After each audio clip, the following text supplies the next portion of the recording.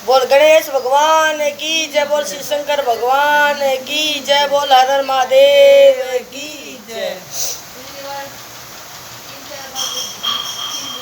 19वां अध्याय राशि ग्रह मंडल एवं लोकों का वर्णन। 19वें अध्याय में ग्रह अरु राशि विचार भू भवय स्वय त्रिलोक रूप सकल संसार। बोल शंकर भगवान की जय। इसमें जो हमारी राशि है ना, राशि है मेष राशि, तुला राशि, जो भी कन्या राशि, उन राशियों के का वर्णन है और उनके ग्रह मंडलों का। जो ग्रह है आकाश में तारे हैं और जो मंडल है ग्रह है माँ 9 प्रकार के ग्रह है ना, उनके बारे में राशि और ग्रहों के बारे में विस्तार पूर्वक वर्णन है। सुनो, बोल शंकर भगवान की जय। उतरो जाओ। 19वें अध्याय में ग्रह अरु राशि विचार भू भवय स्वय त्रिलोक रूप सकल संसार। बोल शंकर भगवान की जय। जिस पृथ्वी के भाग में सूर्य चंद्रमा प्रकाश पड़ता है वह भूलोक कहलाता है। भूलोक कहलाता है। इसी भूमि में लाख योजन ऊपर हजारों योजन के विस्तार वाला सूर्य मंडल है। इससे लाख योजन ऊपर चंद्र मंडल है। चंद्र मंडल में 10,000 योजन ऊपर नक्षत्रों का ग्रहों के मंडल है। इन मंडलों में 1 लाख योजन ऊपर 7 ऋषि है और इनमें 1 लाख योजन ऊपर ध्रुव मंडल है। पृथ्वी से ऊंचा ध्रुव मंडल है और ध्रुव मंडल से 1 करोड़ योजन नीचे 3 लोग भू भवय स्वय है। इनके मध्य में कल्प निवास ऋषि है। ध्रुव से ऊपर महलोक, यहाँ पर सनक सनंदन सनातन कपिला आसुर वोड पंचिक्स ब्रह्मा के 7 पुत्र निवास करते हैं। इनसे 2 लाख योजन ऊपर शुक्र, इनसे नीचे 2 लाख योजन दूर बुध, बुध से ऊंचे 10 लाख योजन पर मंगल, वहाँ से 2 लाख योजन बृहस्पति, यहाँ से भी 2 लाख योजन ऊपर शनिचर मंडल है। सभी ग्रह अपनी अपनी राशियों पर आरूढ़ रहा करते हैं। इन ग्रहों के ऊपर 11 लाख योजन की दूरी पर 7 ऋषि रहते हैं। वहाँ से ऊपर 13 लाख योजन दूर ध्रुव निवास है। जललोक से 26 लाख योजन दूर तपलोक है। उससे 6 गुना दूर सत्यलोक है।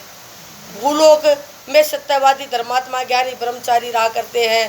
भूलोक में मुनि देवता सिद्ध आदि, सरोलोक में आदित्य पवन वसु अश्विनी कुमार विश्वदेव रुद्र साध्य नाग पक्षी नवग्रह निष्पाप ऋषिगण रहते हैं।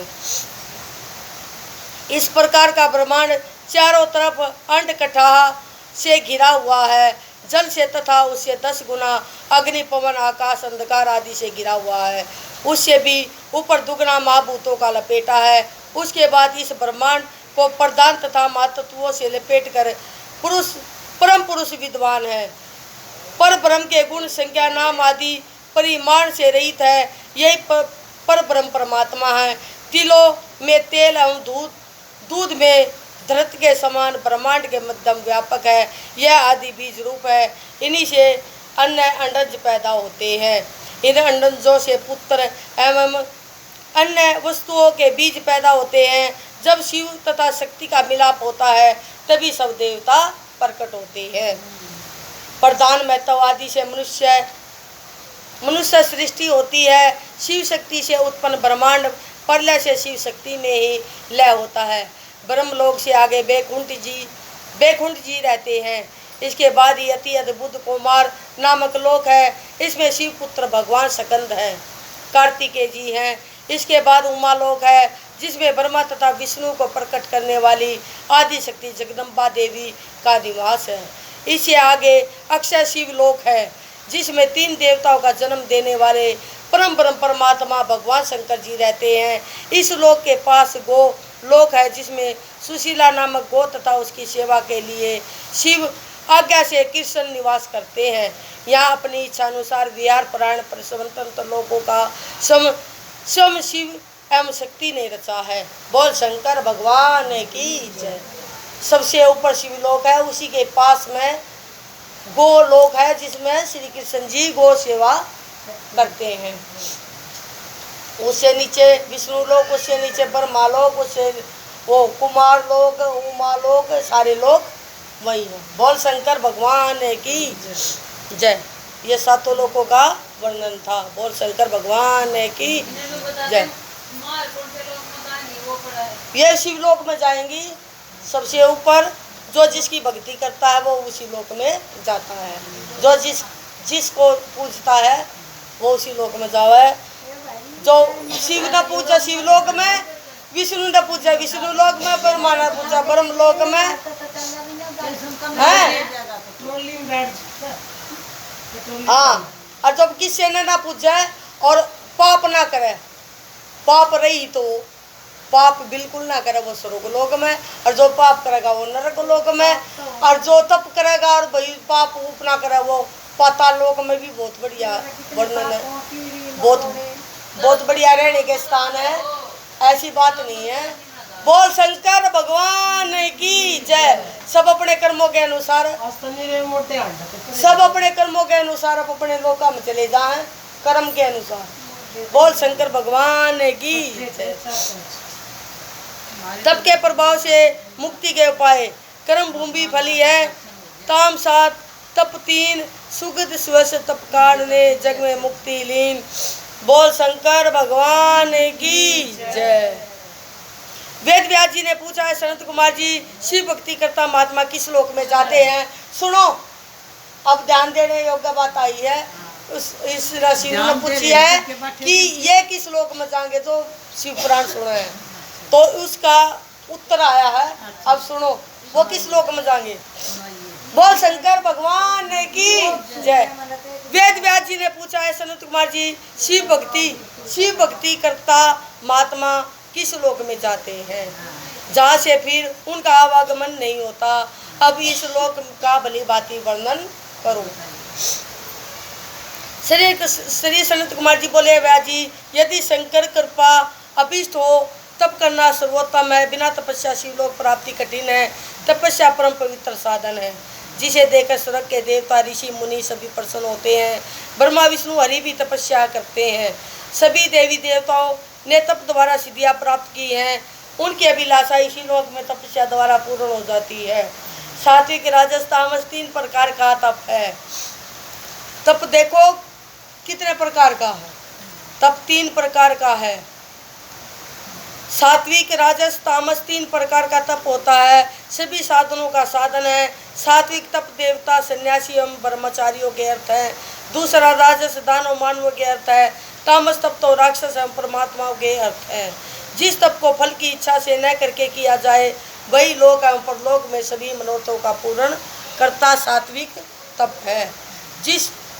जो तप करा है और उसमें कोई उसका स्वार्थ ना हो, कोई इसकी इच्छा ना हो, खाली तप करा भगवान का नाम ले है लेकिन उसकी कोई इच्छा ना हो, वो तप सात्विक तप है।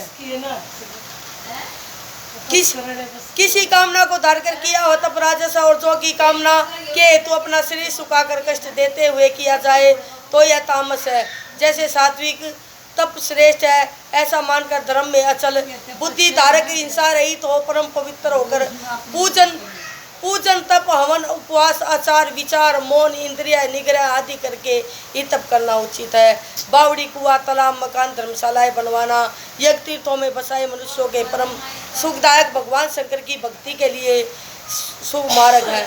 मेष संक्रांति के दिन एकांत में स्थिर होकर रोचक पूरक कुंभक 3 प्रकार के प्राणायाम तथा नाड़ी की गति का ज्ञान एवं प्रत्याहार का नाश या 4 प्रकार की बुद्धि अनिमा आदि 8 सिद्धियों से युक्त पूर्व कथित उत्तम ज्ञान के साधन है। स्त्री सैया पीने के पदार्थ वस्त्र धूप लेप तांबुल भोजन ये 5 वस्तु राजाओं के वैभव है। स्वर्ण बार तांबे के भवन रतन मार्ग निपुणता के साथ गान नृत्य आभूषण शंख वीणा मृदंग हाथी छत्र चमर आदि ये सभी भोग हैं। इन्हीं में मोहित होकर मनुष्य स्नेह करता है। इस जगत में सभी कुछ जान बूझ कर जीव सभी चराचर योनियों में कष्ट प्राप्त करके फिरता रहता है। फिर कभी बहुत समय के बाद कोई पुण्य उदय होता तो उसे मनुष्य जन्म मिलता है। कई जन्मों के पास बाद कोई पुण्य हो है तभी उसको मनुष्य जन्म मिलता है। मनुष्य योनि पाकर यदि अपने उद्धार का कोई भी उपाय नहीं करता तो उसके समान कोई दूसरा मूर्ख नहीं। मृत्यु होने पर भी उसे पश्चाताप होता है। इसी कारण प्रत्येक मनुष्य को नरकों से बचने के लिए अपने उद्धार का कोई न कोई उपाय कर लेना चाहिए। यह मनुष्य जन्म सभी कामनाओं की सिद्धि के लिए प्राप्त होता है। धर्म मनुष्य जन्म पाकर यदि चारों वर्गों की प्राप्ति न कर सका तो किस काम का। यदि किसी कारणवश नहीं प्राप्त कर सकता तो पहले जन्म के पुण्य संग्रह को व्यर्थ होने की चेष्टा न करे। इसमें कही है कि मनुष्य किसी प्रकार पूजा जब तप नहीं कर सकता, पुण्य नहीं कर सकता, दान दून नहीं कर सकता तो ना करे, लेकिन पहले जन्म जो पुण्य किया उसको तो खराब ना करें बुरे कर्म करके। बोल शंकर भगवान की जय। मनुष्य जन्म में भी ब्राह्मण जन्म अत्यंत कठिन है। जो ब्राह्मण जन्म पाकर भी अपना उद्धार नहीं करता, उल्टा पापों में पड़ जाता है, उसके समान और कोई मूर्ख प्राणी नहीं है। भारतवर्ष में तो कर्म भूमि एवं फल भूमि है, उसमें उत्पन्न होकर भी शुभ कर्म किए जा सकते हैं और उन कर्मों का फल स्वर्ग लोक में मिलता है। इसी कारण बालकपन से लेकर जब तक कोई रोग जरा आदि नहीं आए तब तक धर्म कार्य अवश्य करे। फिर तो वृद्धावस्था आने पर यह शरीर रोगाग्रस्त होकर बेकार हो जाता है।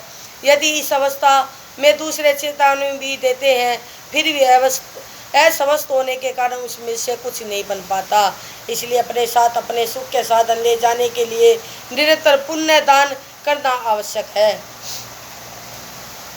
अपने दिए दान के फल से खाते पीते मनुष्य यम मार्ग को सुख से तय कर लेता है, नहीं तो रोते चीखते चिल्लाते अनंत कष्ट भोगते यम मार्ग काटता है। धर्म करने वालों को स्वर्ग, पाप करताओं को नरक प्राप्त होता है।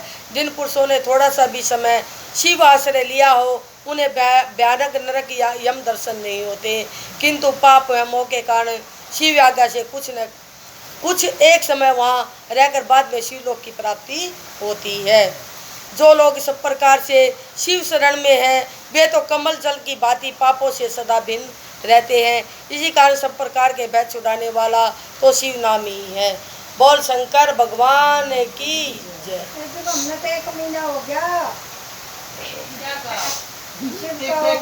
युद्ध धर्म का वर्णन व्यास ऋषि वर्णन करो। चतुर्वर्ण का जन्म अग्निशोष्ट से श्रेष्ठ है, युद्ध भूमि अरु धर्म। व्यास जी बोले सनत कुमार जी ब्राह्मण जन्म मिलना तो कठिन है। शिवमुख सुन लो, शिवमुख से ब्राह्मण बुझाव से क्षत्रिय जंगाव से वैश्य उचरणों से शूद्रों की प्राप्ति। अब आप यह कहे कि निज स्थान में मनुष्य किस स्थिति को पाते हैं। सनत कुमार जी बोले व्यास जी पाप कर्म करके मनुष्य अपने स्थान से गिर जाता है, इसी कारण श्रेष्ठ मनुष्य शुभ कर्म करके अपने स्थान की रक्षा किया करता है। जो शिव ब्राह्मण न्याय और क्षत्रिय जन्म पाते हैं वह भी उनके दुष्कर्मों का फल है। इसलिए श्रेष्ठ मनुष्य का कर्तव्य है कि विपत्ति आने पर भी सहन न करते हुए बुरे कर्मों में न पड़े। इस प्रकार रहने वाले ही अपना स्थान बचा लेते हैं। जो शूद्र अपने कर्म उचित रीति से पूर्ण करते हुए तीनों वर्णों की सेवा में तत्पर रहते हैं वह शूद्र दूसरा जन्म वैश्य का वर्ण में पाते हैं। वैश्य होकर विधि पूर्वक धन खर्च करके अग्निहोत्र आदि कराता है, फिर क्षत्रिय वर्ण में जन्म लेता है।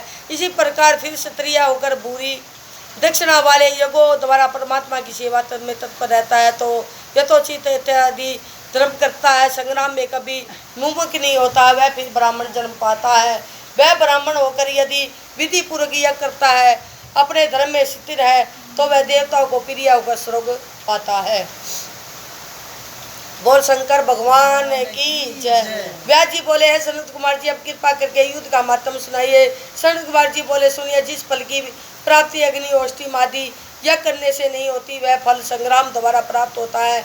जिस क्षत्रिय को युद्ध में कभी पराजय नहीं मिली वह युद्ध में शरीर छोड़ता है, वह उसे अश्वमेघ यज्ञ के फल की प्राप्ति होती है, वह सीधा स्वर्ग जाता है। फिर वहाँ से सीधा उसका